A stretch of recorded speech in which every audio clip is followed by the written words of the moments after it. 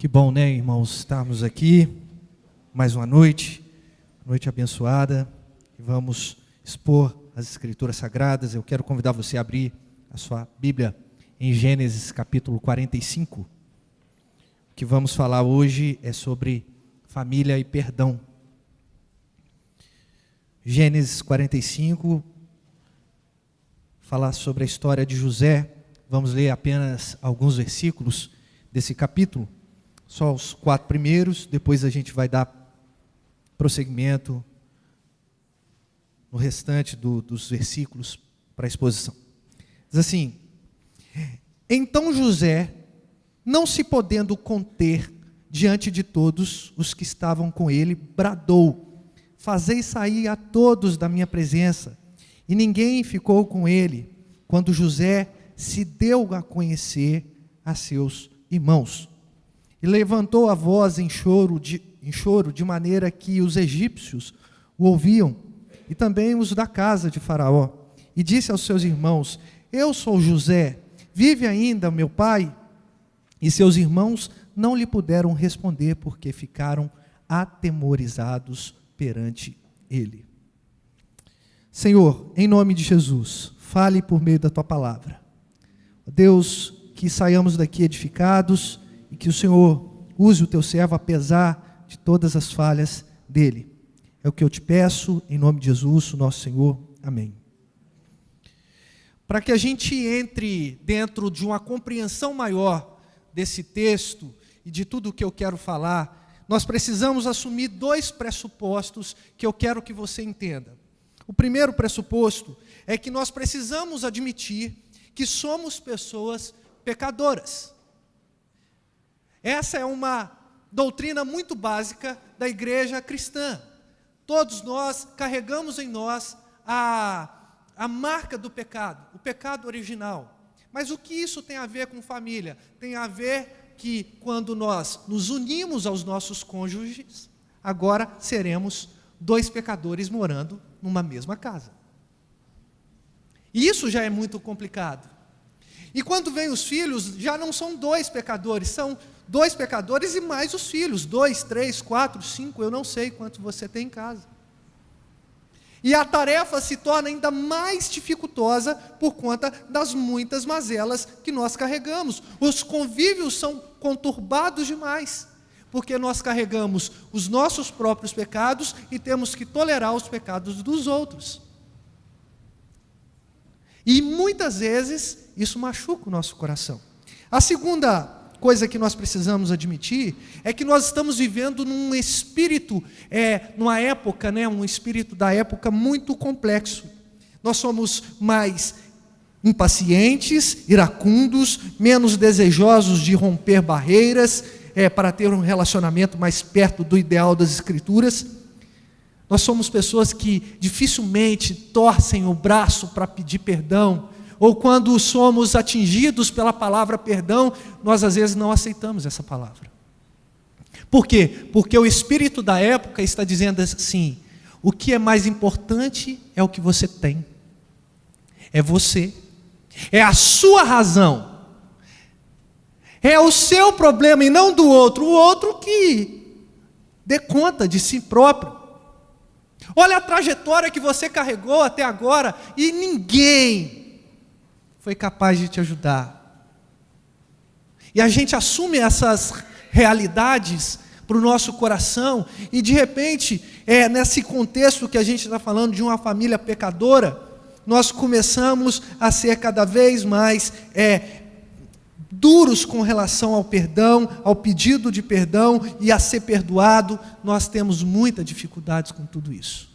Bom, assumindo tudo isso, essas 2 pressuposições aqui, esses 2 entendimentos, nós precisamos ainda entender que quando somos constrangidos pelo perdão que Deus nos apresenta, necessariamente aprendemos a nos relacionar apesar das nossas faltas.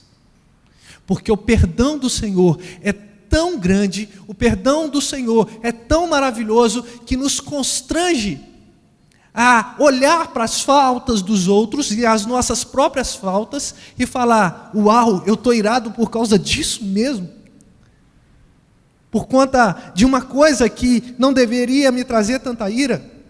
E reparem, queridos irmãos, que Deus vai manifestar esse perdão a nós de que maneira? Enviando o seu próprio Filho. O Deus que foi invadido na sua santidade pela ofensa do homem, agora Ele manda o resgate. Jesus. O ofensor, aquele que deveria clamar para que as pessoas pedissem perdão pelo erro, não, Ele envia o resgate. Ele podia determinar isso, mas não, Ele olha e fala: coitados, eles não têm condições, porque eles são todos pecadores. Então vai lá, meu filho, e se encarna, e resgata eles. E Jesus, na sua maravilhosa passagem aqui na terra, no seu ministério terreno, Ele foi a expressão máxima do perdão de Deus. E não só isso, nos seus últimos suspiros, Jesus, na cruz do Calvário, Ele conseguiu dar um dos gritos que foi mais contundente, cada vez mais importante para a existência: Pai, perdoa, porque eles não sabem o que fazem. Queridos irmãos, mediante isso, nós precisamos entender o que Deus quer falar conosco através da vida de José. José é fruto de um relacionamento da esposa amada de Jacó, Raquel. Depois de ludibriado pelo seu sogro, agora sim, finalmente Jacó, ele tomou para si a sua esposa amada, e ele teve o seu filho José. E a Bíblia não esconde a respeito da preferência de Jacó por José. E aquilo trazia, de certa forma, um incômodo aos seus irmãos, porque ele recebia vestes diferentes. E ele era agraciado por Deus também com algumas visões. Por exemplo, você vai perceber que lá no capítulo de número 36, vai começar a contar a história de como José, de certa forma, ele falava com seus irmãos a respeito de como Deus iria o engrandecer. Isso foi tomando o coração daqueles irmãos de ira, a ponto de levarem José até uma cisterna, deixarem ali, e ele foi vendido pelos irmãos aos ismaelitas. E ele foi parar na casa de um homem chamado Potifar. Você conhece essa história? Estou narrando para de repente alguém que não esteja situado nessa situação aqui, não esteja a par, possa compreender um pouco melhor. Ele foi até a casa de Potifar, e por conta das suas inúmeras habilidades, ele se tornou um dos funcionários mais relevantes ali na casa de Potifar. A ponto dele ser um homem também muito gracioso na sua aparência, a mulher de Potifar desejou ele, quis se deitar com ele, mas ele se recusou, e aquela recusa virou contra ele, porque aquela mulher acusou José de tentativa de algum tipo de aliciamento ali. Potifar, extremamente nervoso, mandou José para masmorra, um lugar que não era um passatempo, um lugar que certamente ele ia morrer, mas de repente Deus colocou uma pessoa, o carcereiro principal ali, colocou graça na vida daquele carcereiro, e ele teve misericórdia de José, e José começou agora ali também a ajudar o carcereiro, de forma que ele trazia influência aos demais presos. Até que um dia chegou um copeiro da casa do rei, que estava na mesma situação, da casa de Faraó, que estava preso ali, e contou um sonho, e José interpretou aquele sonho. Depois veio o padeiro e contou um outro sonho, e José interpretou aquele outro sonho, e tudo se cumpriu conforme as palavras de José, porque José tinha o Espírito de Deus, Deus estava com José. Um morreu, o outro foi restaurado, e quando o rei, ou Faraó, ele tinha recebido também uma visão, onde 7 vacas magras, extremamente magras, engolia 7 vacas gordas e 7 espigas de milho magras, engolia 7 espigas de milho, gordas, bonitas. Quando o faraó teve esse sonho, não teve quem pudesse solucionar esse enigma. Foi aí que o copeiro se lembrou de José. Falou assim: olha, tem um hebreu na masmorra. Ele interpretou o sonho, o meu sonho e o sonho do padeiro. E esse sonho, ele foi, de fato, algo que aconteceu na minha vida e na do padeiro também. Então chama ele. José chegou para Faraó e falou: Faraó, esse sonho que você teve não foram 2. É apenas história de uma coisa. Haverá um tempo de fome, 7 anos de fome. Aqui, no seu reino. Mas terá antes 7 anos de fartura, de muita fartura. Então eu recomendo que você coloque pessoas que estejam habilitadas a isso, para poder governar e trazer 1/5 de tudo aquilo que vocês escolherem e guardarem nas suas respectivas cidades. E assim vocês passarão esses 7 anos ilesos. Bom, Faraó chegou diante de José e falou: José, eu vejo que você é um homem de Deus, então eu te colocarei abaixo de mim, aqui não terá outra pessoa além de mim que responda por tudo. E é exatamente que José começa a exercer a administração de todo o reino no Egito. Chegou o tempo da fome, mas não houve fome somente no Egito, houve fome em toda a terra. E aí atingiu a casa de Jacó. E os seus irmãos pegaram um pouco de dinheiro e foram até o Egito para poder comprar. Eles não faziam ideia do que Deus havia feito na vida de José. E quando José viu os seus irmãos, ele reconheceu, mas não foi reconhecido, e exigiu algumas coisas, como por exemplo, que eles voltassem e trouxessem o outro irmão dele, que ele não havia conhecido, Benjamim. E assim aconteceu. Você conhece bastante essa história, mas eu quero me concentrar aqui no capítulo 45, que nós vamos ver que de fato José ali é atingido por esse sentimento de perdão. E esse sentimento de perdão trouxe algumas lições para nós aqui, que eu quero poder compartilhar com você. A primeira coisa, queridos irmãos, que eu quero trazer com bastante prática aos irmãos, é que o perdão é uma questão de entendimento que Deus usa os nossos pecados para estabelecer a sua vontade. O que é perdão?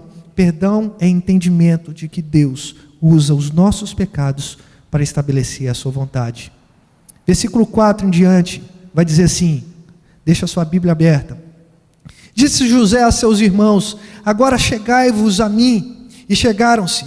Então disse: eu sou José, o vosso irmão, a quem vendestes para o Egito. Agora, pois, não vos entristeçais, reparem nisso, não fiquem tristes, nem vos irriteis contra vós mesmos, por me haverdes vendido para aqui, porque para a conservação da vida, olha só o tamanho do entendimento de José, Deus me enviou adiante de vós, porque já houve 2 anos de fome na terra, e ainda restam 5 anos em que não haverá lavoura, nem colheita. Deus me enviou adiante de vós, para conservar a vossa sucessão na terra, e para vos preservar a vida por um grande livramento. Assim, não foste vós que me enviaste para cá, e sim Deus, que me pôs por pai de Faraó, como tutor de Faraó, né? E o Senhor de toda a sua casa, como governador da terra do Egito.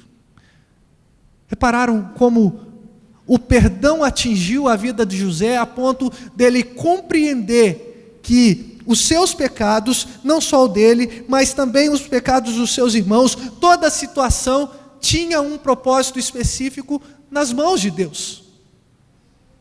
Quantas famílias estão destruídas porque não conseguem olhar de uma maneira mais abrangente? Pecados minúsculos, pequenos, pecados irritantes, pecados que vão acontecendo na nossa vida e a gente não entende o propósito do pecado sobre as nossas vidas.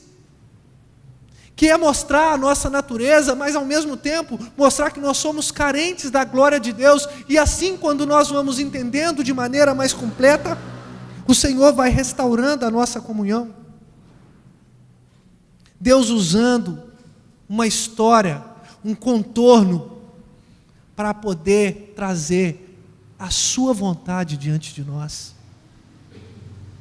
Nessa semana de oração pela família, queridos irmãos, quantos de nós estamos passando por problemas assim? Não conseguimos enxergar a dimensão que Deus está nos apresentando. Deus estava preservando não só o Egito, Deus estava preservando a própria família de José. Os pecados que os irmãos estavam cometendo na ocasião estavam trazendo todo um contorno para a maior história de livramento do povo hebreu. Tudo aquilo que nós vivenciamos na nossa casa, no nosso lar, no nosso trabalho, tudo aquilo que nós vivemos na nossa vida, tem um propósito, e nós precisamos aprender a perdoar, nós precisamos aprender a nos relacionar, porque Deus nos faz, de fato, viver experiências muito maiores quando nós compreendemos acerca do perdão. Mas o que é perdão? Às vezes a gente tem uma mania de entender o perdão como o perdão de Deus. O perdão do homem é extremamente diferente do perdão de Deus. A Bíblia fala que Deus lança no mar do esquecimento. Bom, eu não esqueço, muita coisa eu lembro. O que é o perdão para nós? Nós não somos Deus, nós somos pecadores. O que é perdão para mim? O que é perdão para você? É nós termos a capacidade de lembrar e ainda assim conseguir superar todas as barreiras. É não julgar na cara. É romper com os nossos dilemas e caminhar apesar de nós. Por quê? Porque Deus, Ele tem um propósito até nas nossas rixas e brigas e dificuldades. Mas o texto não para por aqui. O perdão, ele traz consequências muito positivas, como por exemplo, o perdão restaura relacionamentos e restabelece novos relacionamentos. Acompanhe comigo, versículo 9 e 10. Apressai-vos, subi a meu pai e diz-lhe, assim manda te dizer o teu filho José. Olha só, ele não se apresenta agora como o pai de Faraó, ele fala assim, o seu filho José, restabelecendo a conexão entre o pai e o filho, Jacó, que agora é Israel, e José. Deus me pôs como Senhor de toda a terra do Egito, desce a mim, e não te demores, habitarás na terra de Gozém, e estarás perto de mim, tu, teus filhos, os filhos dos teus filhos, os teus rebanhos, o teu gado e tudo quanto tens. O perdão restaura relacionamento e restabelece novos.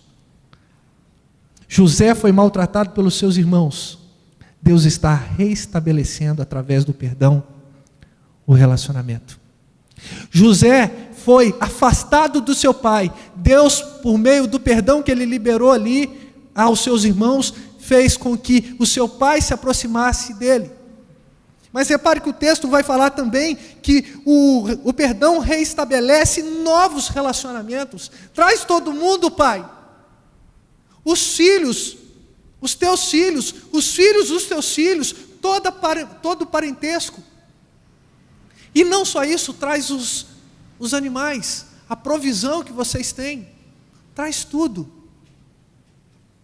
Quando nós deixamos de experimentar o perdão, nós perdemos conexões extremamente importantes e deixamos de fazer outras extremamente importantes nas nossas vidas. José não perdeu essa oportunidade. Muito pelo contrário. Ele não deixou o sentimento de ira tomar conta do coração dele. E assim foi restaurado os relacionamentos que foram maculados pelo pecado, pela traição. Os relacionamentos que foram distanciados por conta de tudo aquilo que aconteceu na vida de José, ele em outro povo, em outro país, em outra cultura. Talvez essa noite seja uma noite importante para você reestabelecer relacionamentos. Mas o texto ainda fala que o perdão promove genuíno cuidado. Olha só, José fala assim: vocês vão habitar na terra de Gósen, e estarás perto de mim. Olha só, eu vou cuidar de vocês. Quem está com ira no coração não cuida. Tem uma canção de um artista que até fala, né? Quando a gente ama, é claro que a gente cuida. Toda verdade é verdade de Deus, segundo Agostinho, né? Então, é claro que a gente cuida. José aqui deixou o sentimento de raiva de lado, e o perdão habitou no coração dele, e assim ele pôde agora reestabelecer o cuidado para com seu pai, que já era um idoso. Ele pôde reestabelecer ou ter novos relacionamentos, melhor dizendo, com seu irmão que ele não via, com os seus sobrinhos. Queridos irmãos, se nós queremos uma igreja forte, nós precisamos ter casas fortes, famílias que se perdoem, esposas que perdoam os maridos e maridos que perdoam as esposas, filhos que perdoam os pais e pais que perdoam os filhos. Nós precisamos. Isso faz bem para o nosso coração, isso faz bem para nossos relacionamentos quebrados ou os novos relacionamentos, mas acima de tudo, isso mostra que Deus nos ensinou a perdoar. Ele deixou o exemplo. Mas a última coisa que eu quero trazer aqui aos irmãos é que o perdão também abre oportunidades. Versículo 16 ao versículo 20. Reparem, irmãos, agora Faraó, ele escutou toda a história de José. Então o versículo diz assim, versículo 16: fez ouvir na casa de Faraó esta notícia: são vindos os irmãos de José, e isto foi agradável a Faraó e aos seus oficiais. Disse a Faraó a José: dize a teus irmãos, fazei isto, carregai os vossos animais, parti, tornai a terra de Canaã, tomai a vosso pai, as vossas famílias, e vinde para mim. Dar-vos-ei o melhor da terra do Egito, e comereis com fartura da terra. Ordena-lhes também: fazei isto, levai da terra do Egito os carros para os filhinhos e para as vossas mulheres, trazei o vosso pai e vinde. Não vos preocupeis com coisa alguma dos vossos haveres, porque o melhor de toda a terra do Egito será vosso. Se José tivesse fechado o seu coração para perdoar os seus irmãos, se ele tivesse trancado a sua alma para o perdão, certamente essa história teria outro desfecho. Mas o perdão, ele restaura a nossa vida. O perdão, segundo o Hernandes Dias Lopes, é a limpeza da alma, é a asepsia da nossa mente. O perdão, ele promove oportunidades da gente ter outros relacionamentos, provisão, de ter estabilidade. O perdão abre oportunidades que a gente jamais poderia imaginar. E como eu sei isso? E como eu sei disso? Eu sei quando eu olho para a cruz. Uma cruz que era para mim. A cruz do nosso Senhor que eu deveria carregar. mas Ele, num ato de misericórdia e amor, carregou em meu lugar. Uma cruz que tinha as minhas medidas, as medidas dos meus pecados. Cristo se fez caber naquela cruz. E ainda assim, depois de tudo que Ele sofreu, açoites, depois de ter sido difamado, Ele disse em alto bom som: está pago, tetelestai. Poderíamos substituir essa palavra aqui como está perdoado, com muita facilidade. Família e perdão.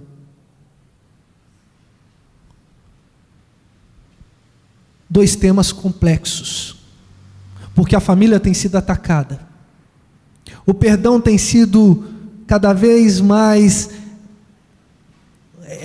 tem sofrido menos influência, no sentido de você é incentivado, não está sendo incentivado a você trazer a outra pessoa ou a apenas receber aquele perdão.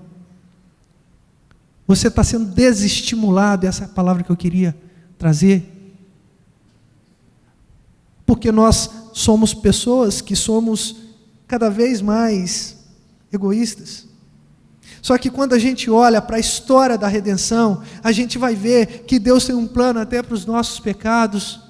E se a gente não aprende a carregar os nossos pecados, e se a gente não aprende a confessar os nossos pecados, a pedir perdão, se a gente não aprende isso nas nossas casas, dificilmente a gente reproduz isso na igreja, dificilmente a gente reproduz isso na sociedade.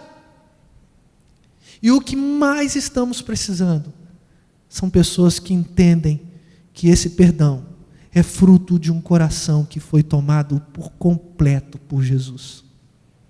E assim nós vamos reproduzindo o perdão incondicional de Jesus.